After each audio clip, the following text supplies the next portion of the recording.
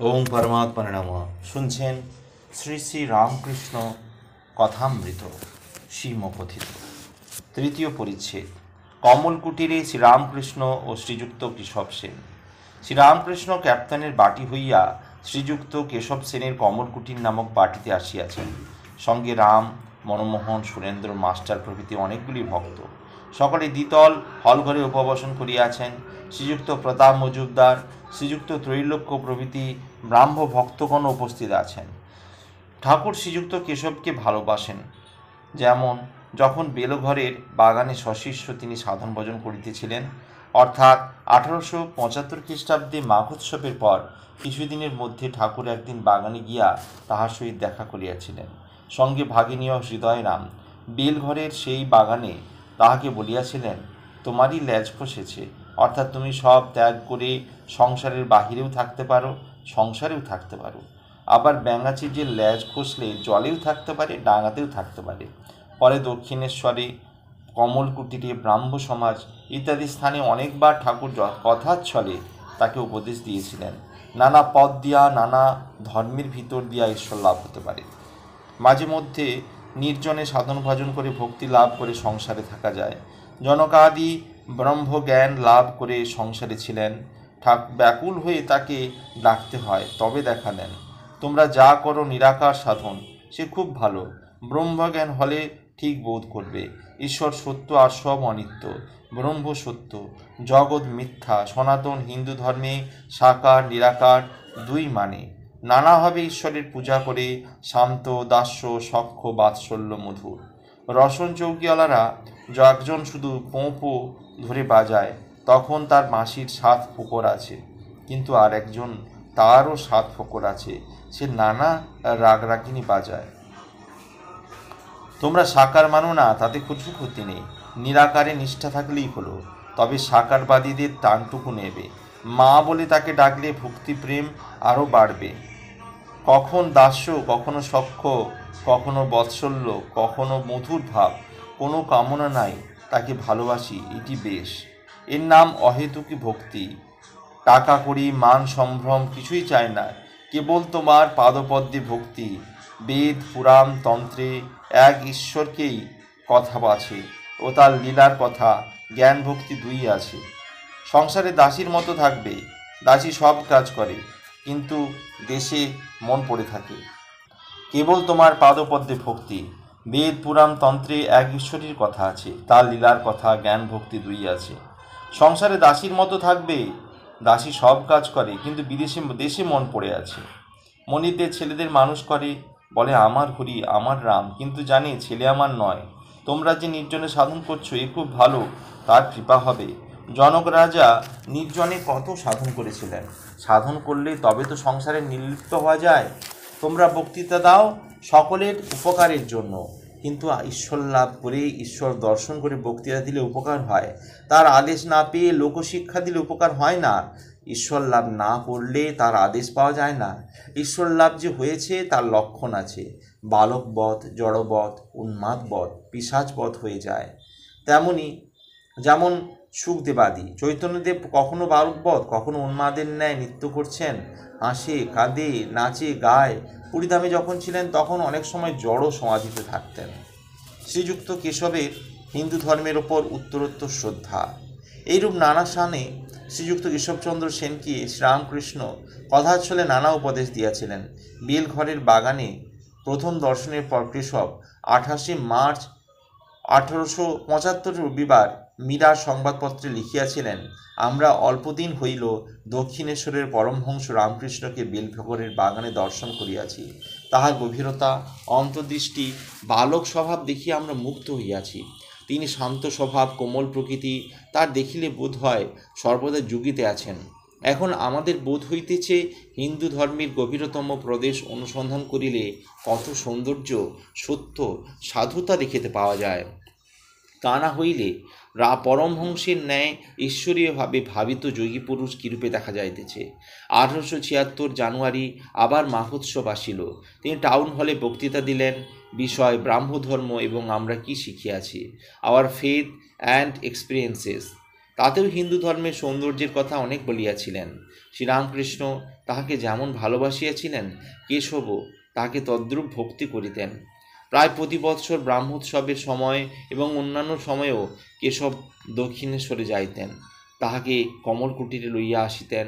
কখনো কখনো একাকী কমলকুটিরে দ্বিতলস্থ উপন্যাসনা গৃহে পরম অন্তরঙ্গ জ্ঞানে ভক্তিভরে লইয়া যাইতেন ও একান্তে ঈশ্বরের পূজা ও আনন্দ করিতেন। 1879 ভাদ্রোৎসবের সময় আবার কেশবচন্দ্র শ্রীরামকৃষ্ণকে নিমন্ত্রণ করিয়া বেলঘরে তপবনে লইয়া যান। 15 সেপ্টেম্বর সোমবার 31 ভাদ্র 1286 কৃষ্ণা চতুর্দশী। আবার 21 সেপ্টেম্বর কমলকুটিরে উৎসবে যোগদান করিতে লইয়া যান। এই সময় শ্রীরামকৃষ্ণ সমাধিস্থ হইলে ব্রাহ্ম ভক্ত সঙ্গে তাহার ফটো লওয়া হয়। ঠাকুর দণ্ডায়মান সমাধিস্থ, হৃদয় ধরিয়া আছেন। 22 অক্টোবর 6 কার্তিক 1286 বুধবার মহাষ্টমী, নবমীর দিন কেশব দক্ষিণেশ্বরে গিয়া তাহাকে দর্শন করিলেন। 1879 29 অক্টোবর বুধবার কোজাগর পূর্ণিমায় বেলা 11টার সময় কেশব আবার ভক্ত সঙ্গে শ্রীরামকৃষ্ণকে দক্ষিণেশ্বরে দর্শন করিতে যান। স্টিমারের সঙ্গে 1খানি বজরা, 6খানি নৌকা, 2খানি ডিঙি, প্রায় 80 জন ভক্ত, সঙ্গে পতাকা, পুষ্পপল্লব, খোল, করতাল, ভেরি, হৃদয়ে অভ্যর্থনা। কেশবকে স্টিমার হইতে আনেন। গান গাহিতে গাহিতে সুরধ্বনি তীরে হরি বলে গিয়ে বুঝি প্রেমদাতা নিতাই এসেছে। ব্রহ্ম ভক্তগণ পঞ্চবাটি হইতে কীর্তন করিতে করিতে তাহার দিকে আসিয়াতে লাগিলেন। সচ্চিদানন্দ বিগ্রহ রূপানন্দ ঘন, তাহাদের মধ্যে ঠাকুর মাঝে মাঝে সমাধিস্থ। এই দিনে সন্ধ্যার পর বাঁধা ঘাটে পূর্ণচন্দ্রের আলোকে কেশব উপাসনা করিতেছিলেন। উপাসনার পর ঠাকুর বলিতেছিলেন, তোমরা বলো ব্রহ্ম আত্মা ভগবান, ব্রহ্ম মায়া জীব জগৎ, ভগবত ভক্ত ভগবান। কেশবাদী ব্রহ্মভক্তগণ এই চন্দ্রালোকে ভাগরথী তীরে সমস্বরে শ্রীরামকৃষ্ণের সঙ্গে ওই সকল মন্ত্র ভক্তিভরে উচ্চারণ করিতে লাগিলেন। শ্রীরামকৃষ্ণ আবার যখন বলিলেন গুরু কৃষ্ণ বৈষ্ণব, তখন কেশব আনন্দে হাসিতে হাসিতে বলিতেছেন, মহাশয় এখন অতদূর নয়, গুরু কৃষ্ণ বৈষ্ণব আমরা যদি বলি লোকে বলবে গোঁড়া। শ্রীরামকৃষ্ণও হাসিতে লাগিলেন, বলিলেন, বেশ, তোমরা ব্রাহ্মরা যতদূর পারো ততই বলো। কিছুদিন পরে 13ই নভেম্বর 28 কার্তিক 1879 কালী পূজার পরে রাম, মনমোহন, গোপাল মিত্র দক্ষিণেশ্বরে শ্রীরামকৃষ্ণকে প্রথম দর্শন করেন। 1880 খ্রিস্টাব্দে একদিন গ্রীষ্মকালে রাম ও মনমোহন কমলকুটিরে কেশবের সহিত দেখা করিতে আসিয়াছিলেন। তাহাদের ভারী জানিতে ইচ্ছা কেশববাবু ঠাকুরকে কিরূপ মনে করেন। তাহারা বলিয়াছিলেন, কেশববাবুকে জিজ্ঞাসা করাতে বলিলেন, শ্রী দক্ষিণেশ্বরের পরমহংস সামান্য নহেন। এক্ষণে পৃথিবীর মধ্যে এত বড় লোক কেহ নাই, এত সুন্দর, এত অসাধারণ ব্যক্তি, তাহাকে অতি সাবধানে সন্তর্পণে রাখতে হয়, অযত্ন করলে এর দেহ থাকবে না। যেমন সুন্দর মূল্যবান জিনিসকে গ্লাস কেসে রাখতে হয়। ইহার কিছুদিন পরে 1881 মহোৎসবের সময় জানুয়ারি মাসে কেশব রামকৃষ্ণকে দর্শন করিতে দক্ষিণেশ্বরে যান। তখন রাম, মনমোহন, জয়গোপাল সেন প্রভৃতি অনেকে উপস্থিত ছিলেন। 1803 সব 1 শ্রাবণ শুক্রবার 15 জুলাই 1881 কেশব আবার রামকৃষ্ণকে দক্ষিণেশ্বর হইতে স্টিমারে তুলিয়া লন। 1881 নভেম্বর মাসে মনমোহনের বাটিতে যখন ঠাকুর শুভাগমন করেন, উৎসব হয়, তখনও কেশব নিমন্ত্রিত হইয়া তপবনে উৎসবে যোগদান করেছিলেন। শ্রীযুক্ত ত্রৈলোক্য প্রভৃতি গান লিখিয়াছিলেন। 1881 ডিসেম্বর মাসে রাজেন্দ্র মিত্রের বাড়িতে শ্রীরামকৃষ্ণ নিমন্ত্রিত হইয়া যান।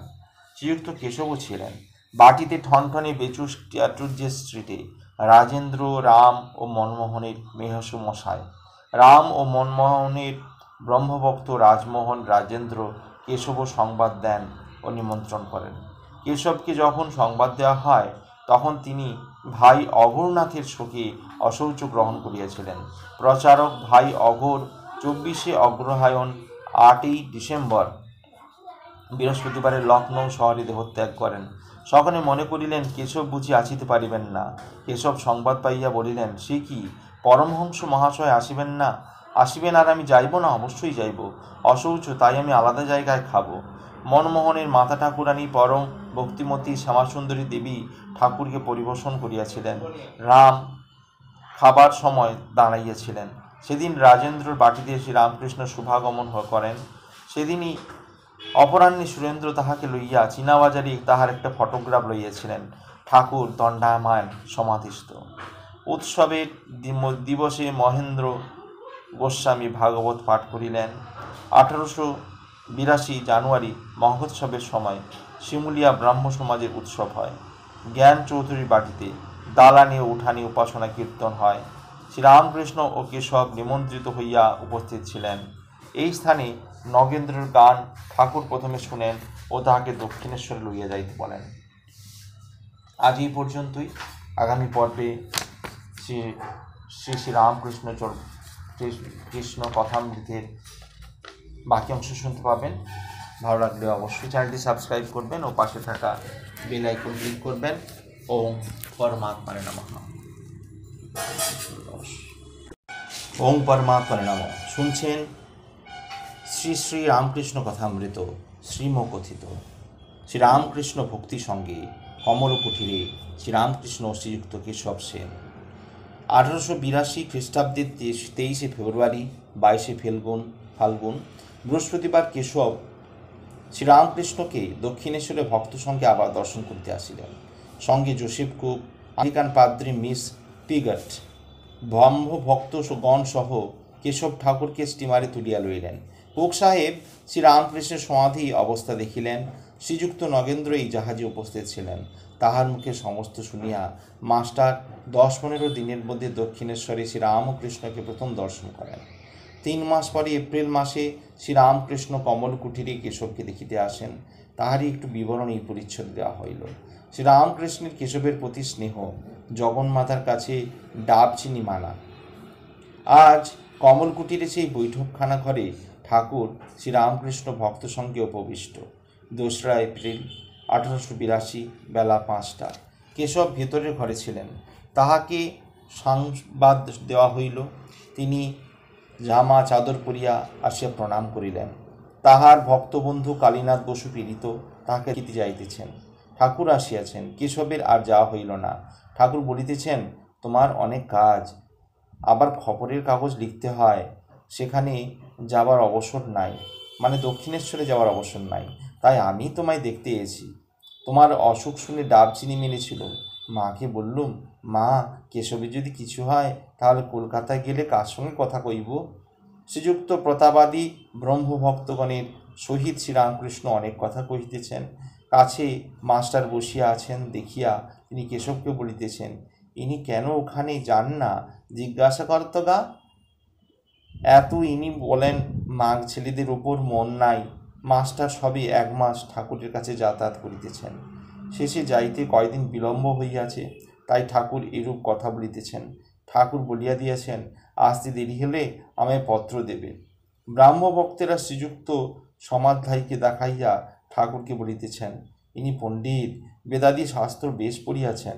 ঠাকুর বলিতেছেন, হ্যাঁ, এর চক্ষু দিয়া এর ভিতরটি দেখা যাচ্ছে, যেমন সার্সির দরজার ভিতর দিয়া ঘরের ভিতরকার জিনিস দেখা যায়। শ্রীযুক্ত ত্রৈলোক্য গান গাহিতেছেন। গান গাইতে গাইতে সন্ধ্যার বাতি জ্বালা হইল। গান চলিতে লাগিল। গান শুনিতে শুনিতে ঠাকুর হঠাৎ দণ্ডায়মান আর মার নাম করিতে করিতে সমাধিস্থ। কিঞ্চিৎ প্রকৃতিস্থ হইয়া নিজেই নৃত্য করিতে করিতে গান ধরিলেন। সুরাপান করি মামা, সুরাপান করি না মামি, সুধা খাই জয় কালী বলে, মন মাতালে মাতাল করে, মদ মাতালে মাতাল বলে, গুরু দত্ত গুড় লয়ে প্রবৃত্তিতায় মশলা দিয়ে, জ্ঞান শুঁড়িতে চুয়ায় ভাটি, পান করে মন মন মাতালে, মূল মন্ত্র যন্ত্র ভরা শোধন করি বলে তারা, প্রসাদ বলে এমন সুরা, খেলে চতুবর্গ মেলে, শ্রীযুক্ত কেশবকে ঠাকুর স্নেহপূর্ণ নয়নে দেখিতেছেন, যেন কত আপনার লোক, আর যেন কত ভয় করিতেছেন কেশব পাছে অন্য কারু অন্য সংসারের হয়েন। তাহার দিকে তাকাইয়া আবার গান ধরিলেন। কথা বলতে ডরাই, না বললেও ডরাই, মনের সন্দেহ হয় পাছা তোমা ধনে হারাই হারাই। আমরা জানি নে যে মন তোর, দিলাম তরে সেই মন্তর, এখন মন্তর যে পদে বিপদেতে তরি তরাই। আমরা জানি যে মন্তর, দিলাম তোরে সেই মন্তর, এখন মন্তর, অর্থাৎ সব ত্যাগ করে ভগবানকে ডাক, তিনিই সত্য, আর সব অনিত্য, তাকে না লাভ করলে কিছুই হলো না, এই মহামন্ত্র। আবার উপবেশন করিয়া ভক্তদের সঙ্গে কথা কহিতেছেন, তাহাকে জল খাওয়াইয়ার জন্য উদ্যোগ হইতেছে। হল ঘরের এক পাশে একটি ব্রহ্মভক্ত পিয়ানো বাজাইতেছেন। শ্রীরামকৃষ্ণ হাস্যবদন বালকের ন্যায় পিয়ানোর কাছে গিয়া দাঁড়াইয়া দেখিতেছেন। একটু পরেই অন্তপুরে তাহাকে লইয়া যাওয়া হইল, জল খাইবেন, আর মেয়েরাও প্রণাম করিবেন। ঠাকুর শ্রীরামকৃষ্ণের জলসেবা হইল। এইবারে তিনি গাড়িতে উঠিলেন। ব্রাহ্ম ভক্তেরা সকলেই গাড়ির কাছে দাঁড়াইয়া আছেন। কমলকুটির হইতে গাড়ি দক্ষিণেশ্বর মন্দিরাভিমুখে যাত্রা করিল। কলিকাতায় শ্রী ঈশ্বরচন্দ্র বিদ্যাসাগরের সঙ্গে শ্রীরামকৃষ্ণের মিলন। প্রথম পরিচ্ছেদ। বিদ্যাসাগর বাটি। আজ শনিবার 21শে শ্রাবণী কৃষ্ণা ষষ্ঠী তিথি, 5ই আগস্ট। বেলা 4টে বাজিবে। ঠিক ঠাকুর রামকৃষ্ণ কলিকাতার রাজপথ দিয়া ঠিকা গাড়ি করিয়া বাদুর বাগানের দিকে আসিতেছেন, সঙ্গে ভবনাথ, হাজরা ও মাস্টার। বিদ্যাসাগরের বাড়ি যাইবেন।